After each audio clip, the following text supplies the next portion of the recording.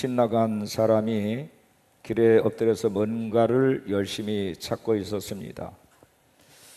어느 한 사람이 그에게 다가가서 뭘 찾고 있는 거냐 물었을 때에 그가 열쇠를 잃어버렸노라고 대답을 합니다.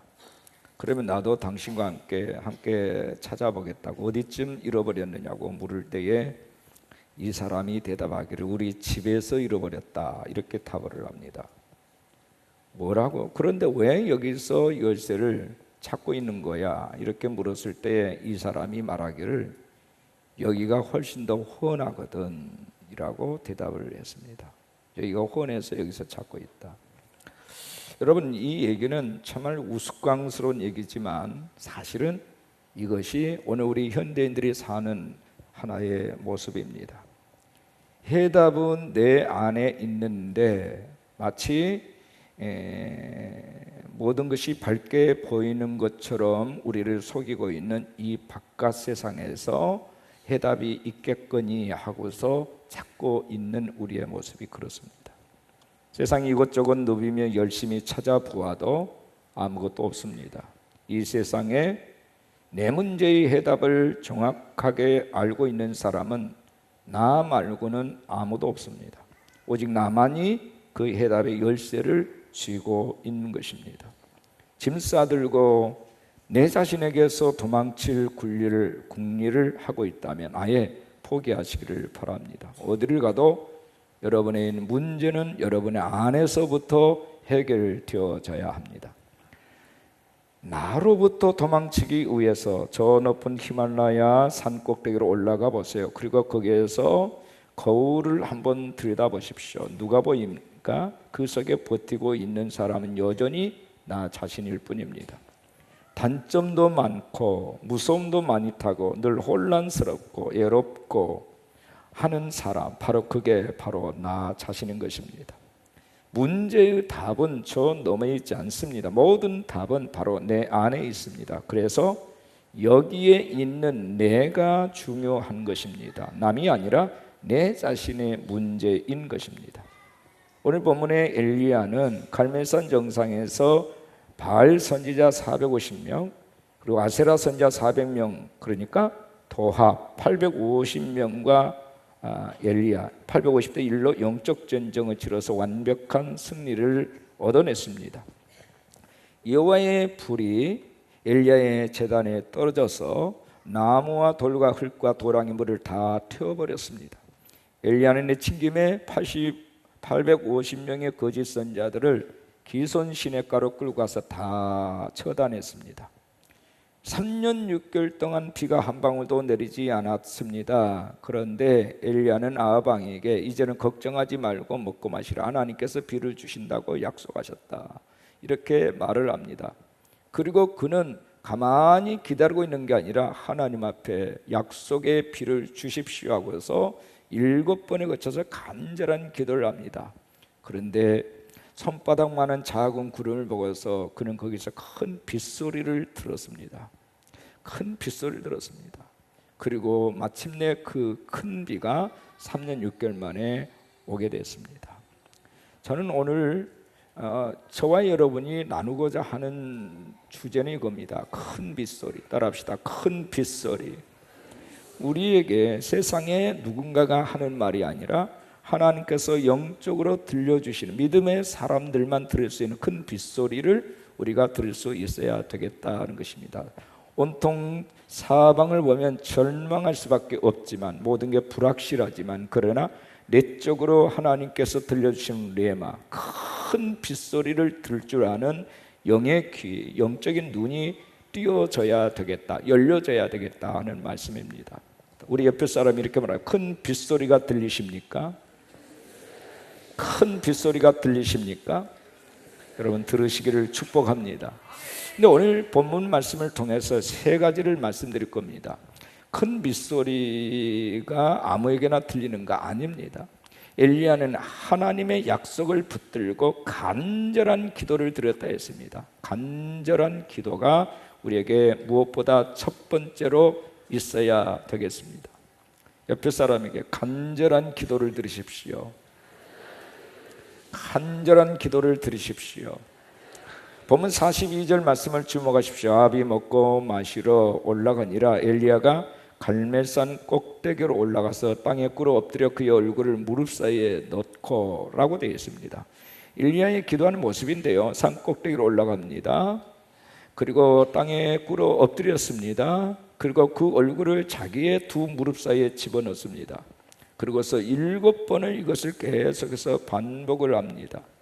간절하게 기도하는 엘리야의 태도고 하나님 앞에서 절대 복종하는 그의 태도를 볼 수 있습니다.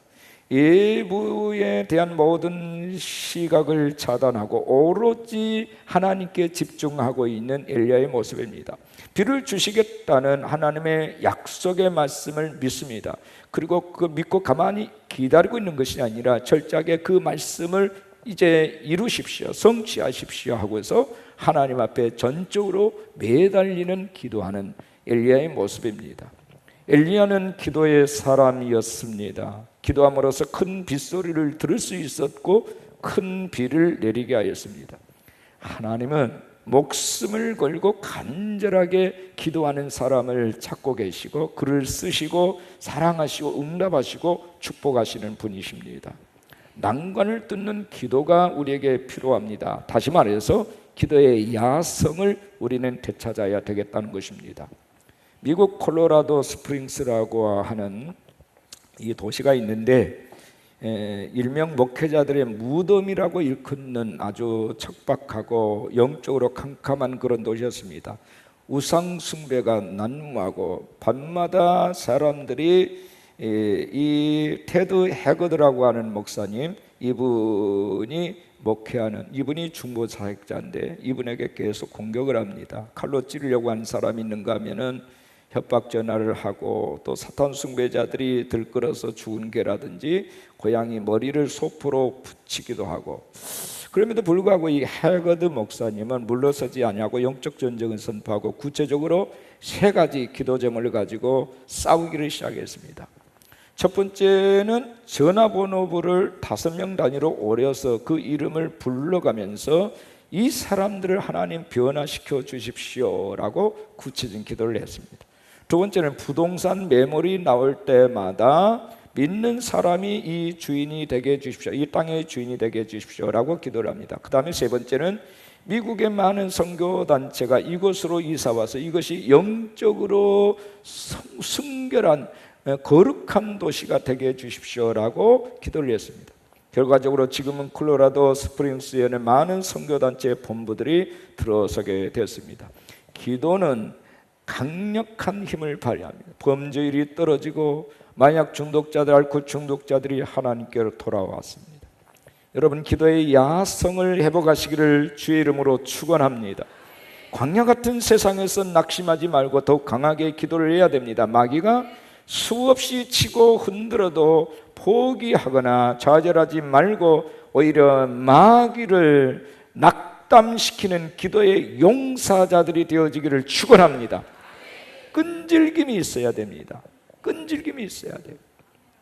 미국의 수도 워싱턴은 1993년에 통계 수치를 보니까 454명이 살해되었습니다.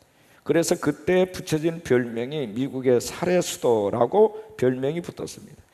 그런데 6년 후에는 워싱턴의 폭력 범죄율이 60%까지 떨어졌고 피살자 수가 절반으로 줄었습니다. 강도는 70%, 강간도 40%나 줄었다고 합니다. 그렇게 된 배경은 당시에 미국에서 일어난 기도운동 때문이었습니다. 미국을 위한 중보자들이 워싱턴이라는 이 도시를 집중해서 기도를 했습니다. 하나님, 이 도시가 미국의 수도인데 이렇게 타락하고 이렇게 흑암천지고 이렇게 범죄율이 높아서야 되겠습니까? 먼저 이 도시부터 하나님 바꿔 주십시오. 그래서 미국의 중보자들, 전 세계 지속적인 중보자들이 그 도시를 위해서 기도했습니다. 무려 6,000명 이상의 사람들이 매주 최근에 기도 제목을 가지고 기도를 했고, 그들은 전화번호를 이용해서 도시에 사는 모든 사람들을 기도 명단에 올려서 기도를 했습니다. 그리고 국회 크리스찬 의원들도 매주 그 기도 모임에 참여를 시켰습니다. 그랬더니 그렇게 변화라고 하는 결과가 나왔다는 겁니다. 과테말라의 알모롱가라고 하는 인구가 2만밖에 되지 않은 작은 도시가 있는데 돌쇠를 뽑았던 깡패들이 모두가 변화돼서 그 지역의 목사들이 되었고 마을 사람 90%가 복음화되었으며 4개의 감옥이 폐쇄가 되고 이제는 간청 업무나 결혼 예식장으로 사용하게 되었다고 합니다. 20년 전까지만 해도 알모론 간의 폭력이 난무하고 부모들은 자녀 교육에 관심도 없고 아주 가난했고 대부분의 성인 남자들은 알코올 중독으로 인해서 크고 작은 싸움이 잦았기에 4개의 감옥이 수용이 부족할 정도로 넘쳐났다고 합니다. 그런데 이런 것이 이제 36개의 술집 중에 33개가 사라지고 마시몽이라고 하는 이 죽음의 신이라고 하는 이름을 가지고 있는 우상 숭배가 심한 그것이 우상을 철폐했고 지금은 알모론가는 가장 깨끗하고 가장 행복한 청정도시, 풍성한 은혜의 도시로 변화되었습니다. 가정은 회복이 되었고 빈곤은 퇴치되었습니다. 전체 도시의 모든 교회가 강력한 예배를 드리게 됐습니다. 과테말라 사람들은 알모론가를 일명 교회의 도시라고 부르게 됐습니다. 교회의 도시.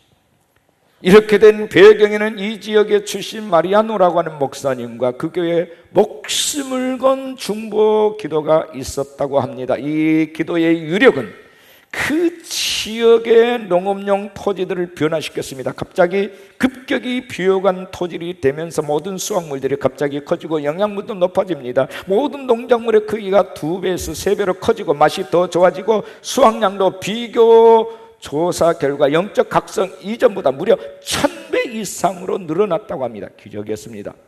이런 변화에 대해서 미국과 남미의 여러 나라 농업 전문가들이 그것을 방문해서 조사를 했지만 특별한 땅을 본다든지 환경을 본다든지 기후를 본 특별한 원인을 발견할 수가 없었다.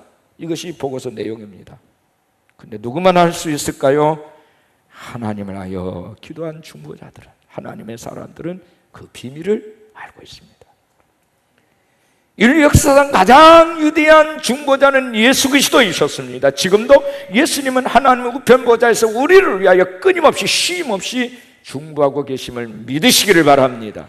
내가 주님 안에 있고 내 안에 구원의 확신이 분명히 있다면 인생길에 넘어지는 것을 두려워할 일이 하나도 없습니다. 오히려 넘어지는 것이 바로 우리가 일어서야 될 그것이 될 것이고 많이 넘어질수록 우리는 더욱 영적으로 부쩍 성장하게 될 것이니까요.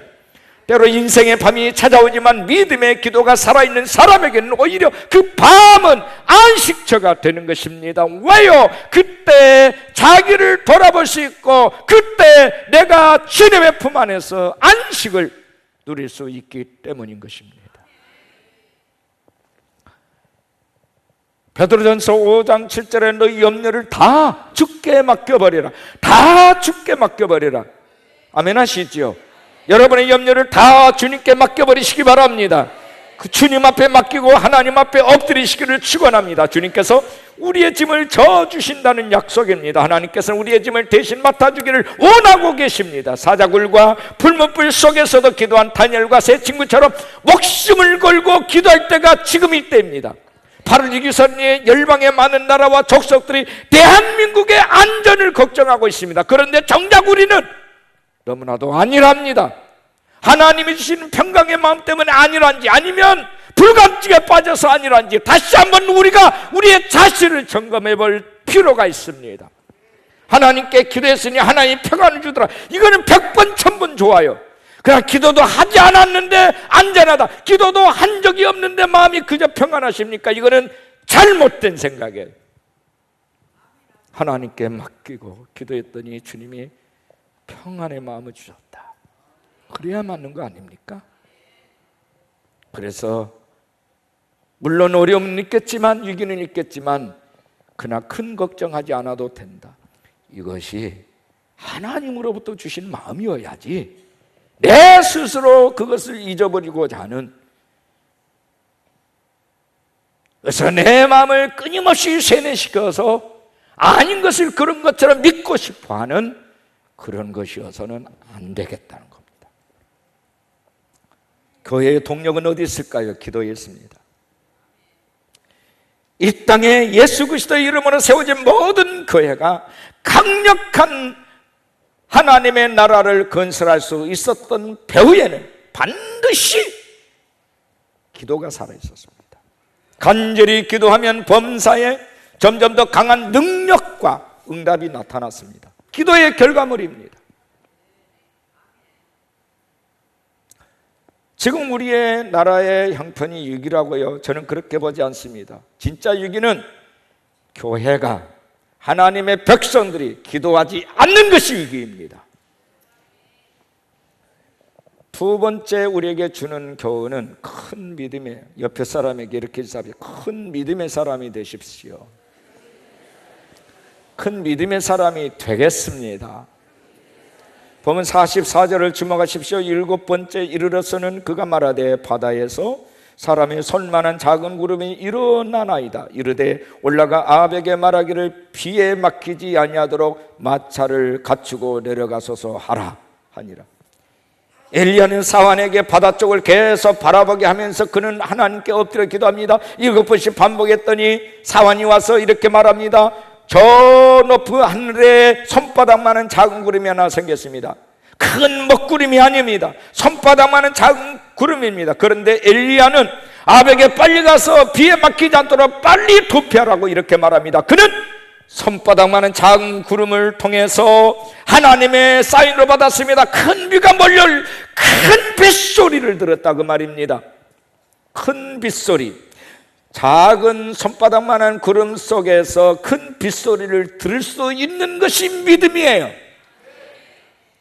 기손강은 갈매산 아래로 흐르는 여러 갈래 시내가 합류하는 곳이 기손강이에요.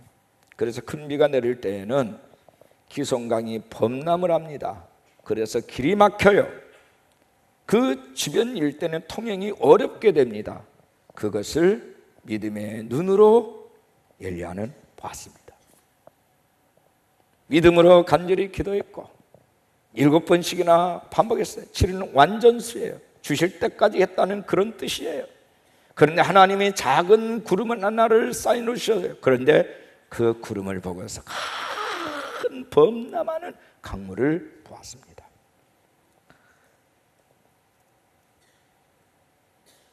아방은 이러한 기적과 배려를 체험했으면서도 끝까지 회개를 거부하고 비참한 말로를 맞았습니다. 큰 기적을 보면서도 하나님 믿지 않는 것은 저주인 것입니다. 손바닥만한 작은 구름을 보면서도 그게 믿는 엘리야 같은 사람이 있는가 하면 큰 비를 보면서도 여전히 하나님을 믿지 아니하는 아합 같은 사람들이 있다. 긍정적인 믿음은 세상에 그 무엇보다도 소중합니다. 안 믿는 사람들은 죽어도 안 믿어요. 믿는 사람들은요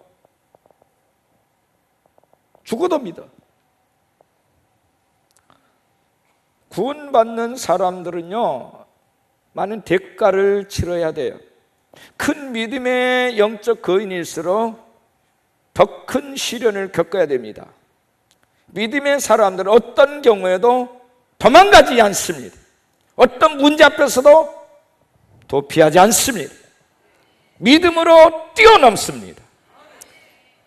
1999년도에 있었던 일입니다. 핀란드의 가장 중요한 기업 중에 하나가 노키아라는 회사가 있습니다.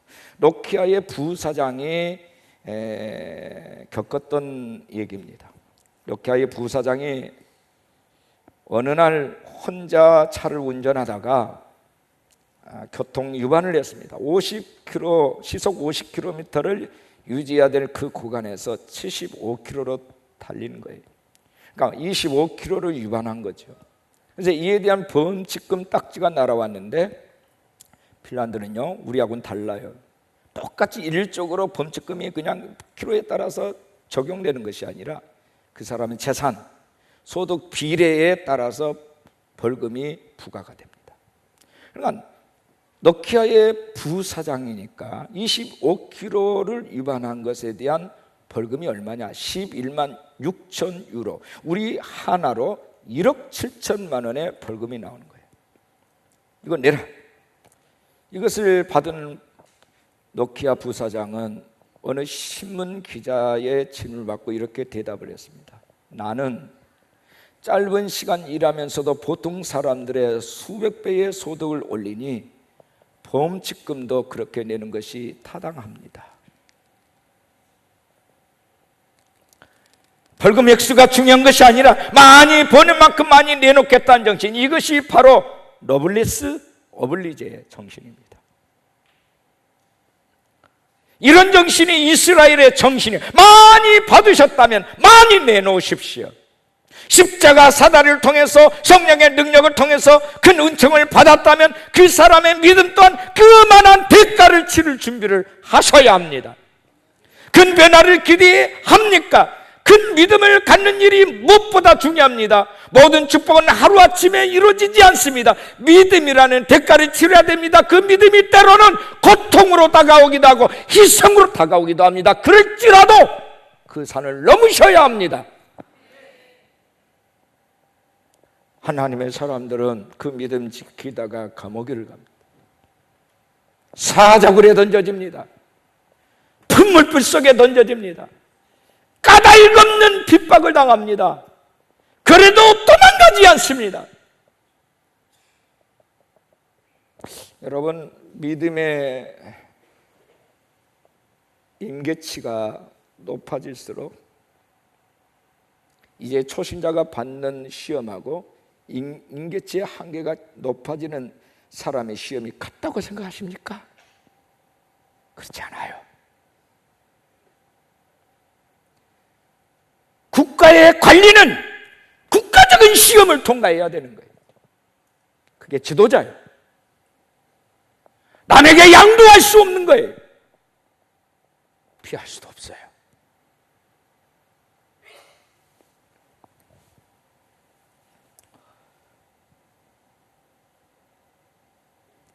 인간이 변화한다는 거, 변화된다는 거 즐거운 일이죠.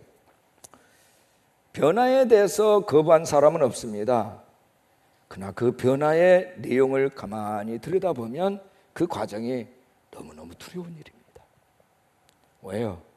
그 변화라고 하는 절대 가치를 위해서, 그걸 부여잡기 위해서, 그 열매를 위해서 내가 익숙한, 내 소중한 것을 때로는 내려놔야 될 때가 있거든. 때로는 내가 원하는 것을 포기해야 될 때가 있단 말이에요. 그래서 두려운 거예요. 그래서 힘든 거예요. 느긋하게 앉아서 직장도 있고 차도 있으니까 모든 게 만족이야, 이렇게 말할 수도 있겠지만, 변하기로 결심한 사람은 이런 것들이 그다지도 그렇게 중요치 않다고 생각을 하는 거죠. 익숙한 것들과 과감한 결별이 없이는 발전이 없다는 사실을 알기 때문에 늘 긴장할 수밖에 없는 거죠.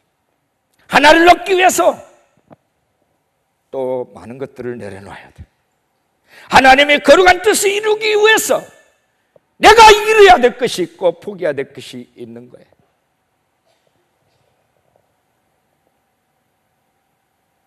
이게 믿음의 대가입니다. 믿음은 하나님의 말씀에 전적으로 순종하고 의지하는 거예요. 내 것을 내려놓고 떠나고 버리고 부정할 줄 아는 게 믿음의 세계예요. 때로 소중한 것도 내려놓고 거절할 줄 아는 사람이 믿음의 거인이 될 수 있어요. 예수님을 감동시켰던 로마의 백부장, 내가 이스라엘 중에서 이만한 큰 믿음을 가진 사람이 본 적이 없다. 저 우리 하인이 죽게 생겼습니다. 그래 내가 가서 고쳐주겠다. 아니오시다. 내 수하에도 많은 부하들이 있는데 오라면 오고 가라면 갑니다. 주님이 내 누추한 집에 가면 오시다니요. 여기서 말씀만 내주십시오. 그러면 내 하인이 나올 줄 믿습니다. 여러분, 로마의 백부장 집이 누추한 집이 아닙니다. 이스라엘을 지배하는 로마 국가입니다. 근데 이 사람은 믿음이 있어요.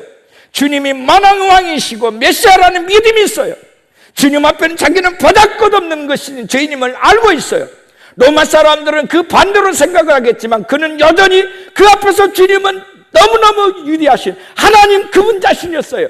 그분 앞에서 그는 엎드렸어요. 그리고 여기서 말씀해 하셔도 우리 집에 있는 하인이 나을 줄 믿습니다. 주님은 그것을 보고 이스라엘 중에서 이렇게 큰 믿음을 가진 사람 내가 본 적이 없다. 본 적이 없어. 본 적이.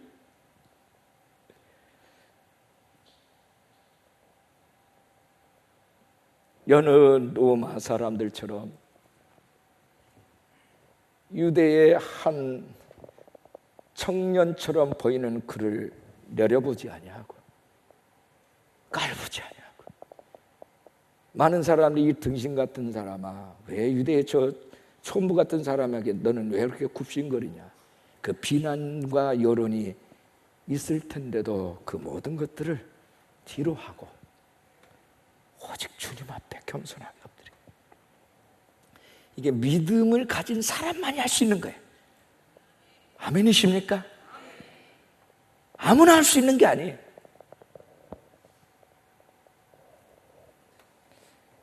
이 믿음, 이 큰 믿음을 가지시기를 주 예수 이름으로 축원합니다. 남이 믿는 정도 가지고 여러분 무슨 기대를 하십니까? 거기서 위대한 결과, 위대한 기대를 하고 계신다고요?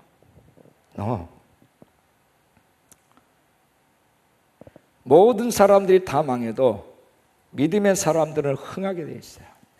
모든 사람들은 길이 막혀도 믿음의 사람들은 고속도로 하이웨이가 뚫리는 겁니다. 기억하시기를 바랍니다. 세 번째, 우리 가슴에 손 얹고 하나님의 능력을 내게 부어주십시오. 46절 보세요. 여호와의 능력이 엘리야에게 임하며 그가 허리를 동이고 이스라엘로 들어가는 곳까지 앞에서 달려갔더라. 무슨 얘기입니까? 아방이 지금 비를 펴가지고 마차를 향해서 막 달려갑니다. 그런데 이스라엘까지 거리는 22km에 무려. 근데 나중에 보니까 엘리야가 아방의 마차 앞에서 달렸다. 축지법을 쓰는 것도 아니고. 근데 여기는 보십시오. 여호와의 능력이 엘리야에게 임하며 이렇게 돼 있어요. 놀라운 일이 벌어져요. 아니 마차 앞에서 뛰어버리는 거예요.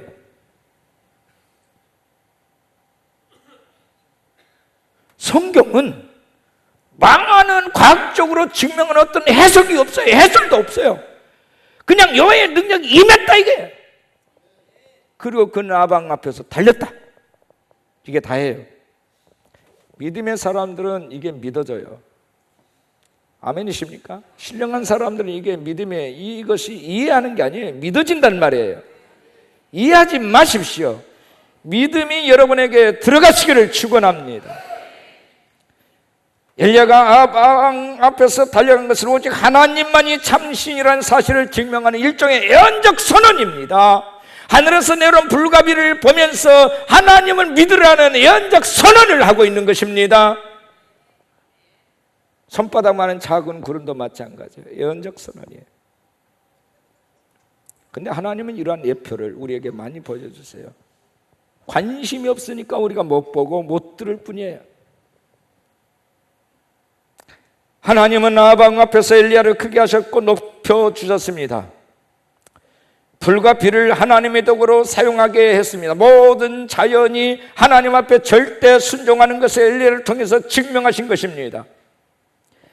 아방 앞에서 달려가는 엘리야는 너무 기뻤을 것이고 승리의 노래를 불렀을 것입니다. 원수 앞에서 하나님의 밥상을 차려주신 것입니다.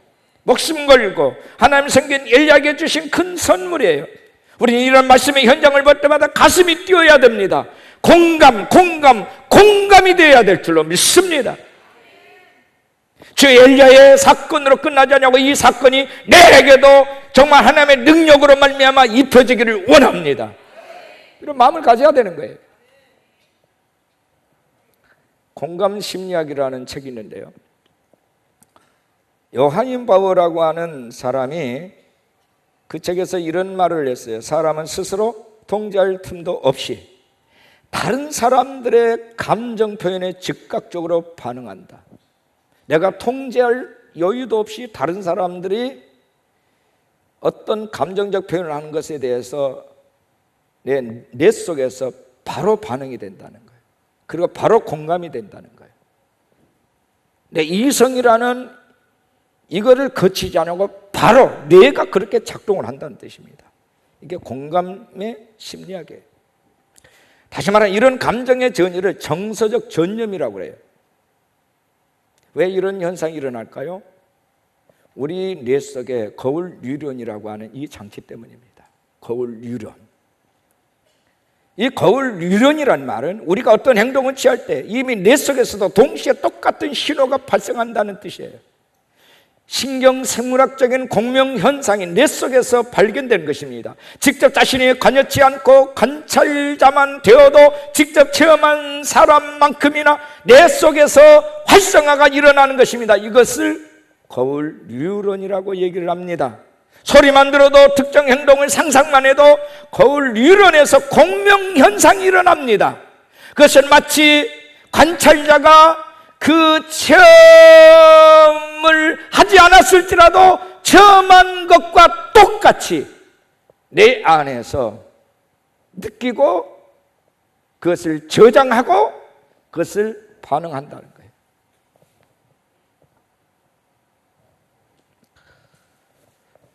내 의지와는 관계없이 자동적으로 일어납니다.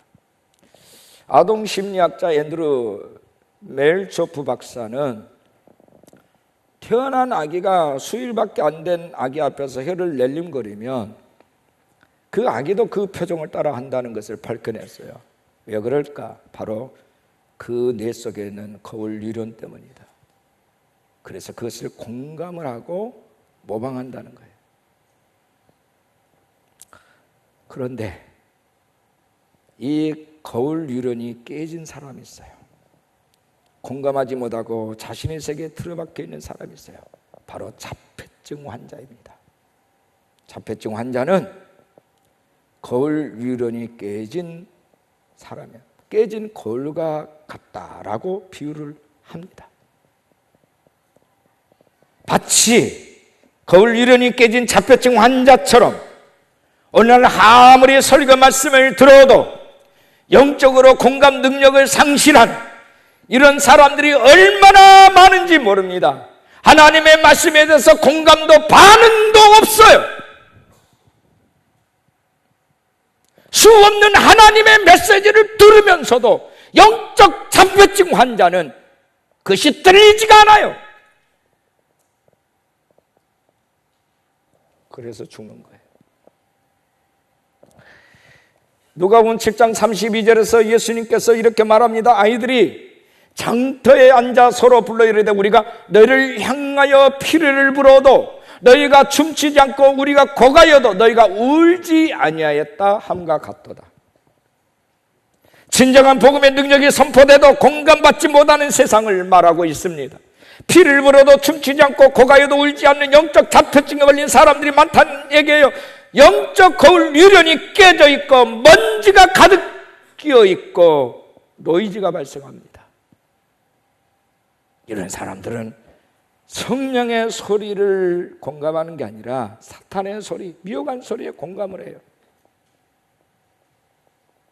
사이클이 거기에 맞춰져 있어요. 거기에만 반응을 해요. 그래서 그 사람의 모든 언어 속에, 모든 생각 속에는 불신, 의심이 들어있어요. 불행한 일이죠. 내가 그렇게 반응을 해요.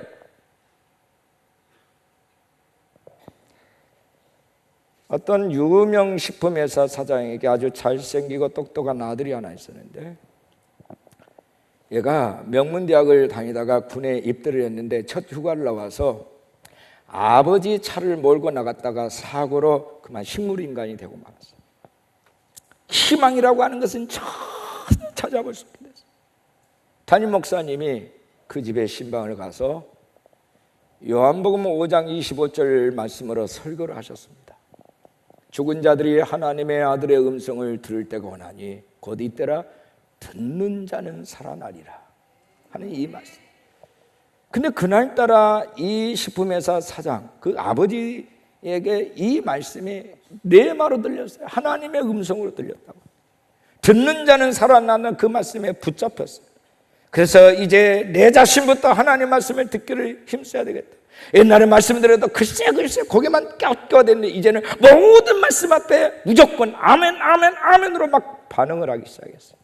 그리고 매일 아들의 귀에다 대고 요한복음 5장 25절 말씀을 큰 소리로 읽어줬어요. 죽은 자들이 하나님의 아들의 음성을 들을 때가 오리니 곧 이때라 듣는 자는 살아나리라. 한 달이 지나고 두 달이 지나도 꼼짝하지 않았습니다. 깨어날 조짐조차 보이지 않습니다. 그런데도 낙심하지 아니하고 70일 지나고 80일이 지납니다. 85일, 86일이 되어도 꼼짝하지 않았습니다. 그런데 87일이 되는 날, 아버지가 큰 소리로 그 아들의 귀에 대고 이 말씀을 읽을 때에 갑자기 아이의 눈이 떠지고 의식이 돌아왔어요. 할렐루야. 제가 우리 어머님 소천하실 때 보니까 의식은 없는데 내가 귀에다 대고 막 그랬어요. 어머니 천국 가려면 다 회개해야 돼. 누구 용서하지 못한 사람이 있어요. 용서하세요. 사랑하지 못한 사람 사랑하세요. 회개하세요. 그러면은요 의식은 없는데 눈에서 눈물이 나와요. 다 듣고 있다는 얘기예요.